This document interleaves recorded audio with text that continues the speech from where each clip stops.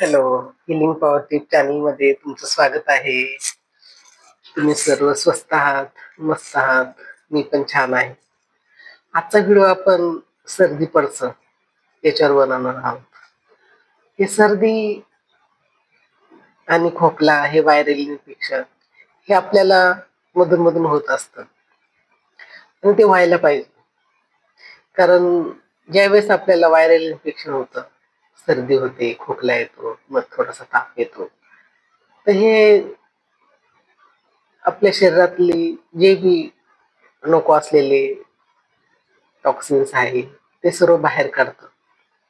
ज्यावेळेस सर्दी पडसं खोकला होतो आपल्याला, त्यावेळेस आपल्या शरीरातल्या ज्या बी मृत पेशी आहे, त्या सर्व आपल्या शरीरातून बाहेर पडतात. कारण ज्यावेळेस व्हायरल आपल्यावर अटॅक करतो, व्हायरल इन्फेक्शन होतं, ते बाहेरचे जंतू आपल्या शरीरात जातात आणि आपल्या चांगल्या आणि मृत पेशी सर्वांना मारून टाकतात. पण आपलं शरीर हे इतकं मौल्यवान आहे आणि इतकी आपल्याला मोठी देणगी मिळालेली आहे की परत आपल्या शरीरामध्ये चांगल्या पेशी तयार होतात आणि ते चांगल्या पेशी तयार करतात. ज्यावेळेस ते चांगल्या पेशी तयार, तर त्याला थोडासा वेळ लागतो. त्या पेशी तयार होतात ना, ते बाहेरून आलेला जो व्हायरल आहे ना, त्याच्याशी ते लढतात आणि त्यांना मारतात. मग आपलं शरीर परत निरोगी आणि तंदुरुस्त होतं. तर या याला थोडासा वेळ द्यावा लागतो. आता हे काही जादूची कांडी नाहीये की फिरवली आणि लगेच पेशी तयार झाल्या आणि लगेच आपण नाही. या गोष्टीला 7 दिवस तरी लागतात. कारण आपण आजारी पडल्यानंतर, सर्दी खोकला हे झाल्यानंतर आपल्याला, तुम्ही औषधं घ्या नका घेऊ, पण 3 दिवसानंतर आपल्याला हळूहळू बरं व्हायला वाटतं. पण कसं आहे ना, आपल्याला आता प्रत्येकाला काम असतं, जॉब असतो, घरातलं मग असं वाटतं पटकन बरं व्हायला पाहिजे. मग आपण लगेच डॉक्टरकडे जातो, इंजेक्शन घेतो, औषध गोळ्या घेतो आणि मग आपण तरी पण आपल्याला तेवढेच दिवस बरं व्हायला लागतात. पण फरक एवढाच पडतो की त्या डॉक्टरच्या औषध गोळ्यांनी आपल्याला लवकर बरं झाल्याचा अनुभव येतो आणि आपण लगेच कामाला लागतो. पण थकवा आलेला असतो, थोडस मरगळ असती, थोडासा उदास, ते असं ते असतं शरीरामध्ये. तर मग लगेच आपण कंटिन्यू बरं होत नाही. पण सर्दी खोकला कधी पण तुम्ही थोडा एक विचार करा, अनुभव घ्या, 7 दिवसानंतरच तो बरा होतो पूर्णपणे.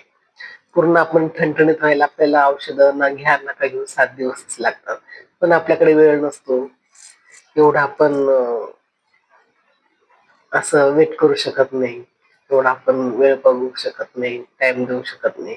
त्याच्यामुळे आपण लगेच औषध गोळ्या घेऊन बरं व्हायचा प्रयत्न करतो. पण जर तुम्ही या औषधा गोळ्या नाही घेतल्या, तर तुम्ही ऑटोमॅटिक तुमचे शरीर तुम्हाला परत करतं. कारण शरीर आपलं एवढं ताकदवार आहे, आपल्या शरीरामध्ये एवढी ह्या निसर्गाने सोय करून ठेवलेली आहे, तर कुठलाही आजार असो तो बरा होतो आणि तो बरा करण्याची क्षमता आपल्या शरीरामध्ये आहे. पण आपण ती जाणून घेत नाही, आपण तिचा उपयोग करत नाही, आपण तिच्याकडे दुर्लक्ष करतो. आपलं शरीर आपल्याला दरवेळेस एक सूचना देत असतं, कंटिन्यू सूचना देत असतं, पण आपण त्या सूचनांकडे दुर्लक्ष करतो. आपण आपल्या शरीराचं कधी ऐकत नाही, आपल्या मनाचं कधी ऐकत नाही. पण ते ऐकायला पाहिजे. आता मी तुम्हाला याच्यात एक छोटीशी गोष्ट सांगते. एक साधू होते. तर त्या साधूकडे प्रत्येक माणूस प्रश्न घेऊन जायचा का, असं म्हणजे कुठल्याही प्रत्येकाचा कोणता प्रश्न वेगवेगळा, पण ते घेऊन जायचे. अशीच एक मुलाची आई मुलाला घेऊन जाते. तर मग साधू महाराज विचारतात, काय काय तुमची समस्या? मग ती आई सांगते की हा मुलगा ना खूप गुळ खातो म्हणे. इतका गुळ खातो, याला समजावून सांगितलं तरी नाही, पण खूप गुळ खातो म्हणे. तर साधू ऐकून घेतात, ठीक आहे, नाही 15 दिवसांनी या म्हणे. ते 15 दिवस, 15 दिवसांनी जाते परत मुलाला घेऊन. मग ते साधू सोबत बस म्हणजे ते मागते ना, 15 दिवसांनी तुम्ही यायला सांगितलं गुळ खातो, ठीक आहे ठीक आहे. मग साधू एवढंच म्हणतात का, बाळा गुळ नको खाऊ, शरीराला अपायकारक असतो, गुळापासून आपल्या शरीराला नुकसान होतं. जास्त गुळ, रोज गुळ तू खाऊ नको. मग त्या आईला वाटतं अरे एवढंच सांगायचं होतं, तर पण साधू महाराजांनी 15 दिवसातच का नाही सांगितलं? एवढं 15 दिवसांनी काय आम्हाला बोलवलं? मग ती तिच्या मनात ते राहिलं. मग ती लगेच विचारला प्रश्न, का महाराज तुम्हाला जर हेच सांगायचं होतं का गुळ खाऊ नको, शरीराला अपायकारक आहे, मग तुम्ही 15 दिवसापूर्वी का नाही सांगितलं? तर साधू म्हणे, नाही मी पण गुळ खात होतो आणि मी गुळ बंद केला आणि मग तुमच्या मुलाला सांगितलं का गुळ खाऊ नको. गुळाचे शरीराला अपायकारक आहे जास्त गुळ खाणं, गोड खाणं. तर म्हणे मग त्याच दिवशी काय नाही सांगितलं?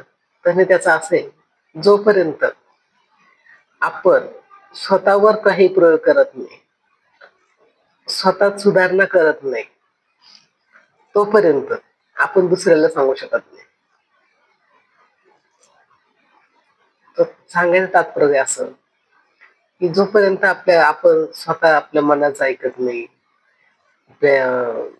आपल्याला काय आजार झाला तर आपण बरं करण्यासाठी आपल्या मनाच्या सूचना ऐकत नाही, आपल्या शरीराची ताकद आपण जाणू शकत नाही, तोपर्यंत आपण दुसऱ्याला नाही सांगू शकत.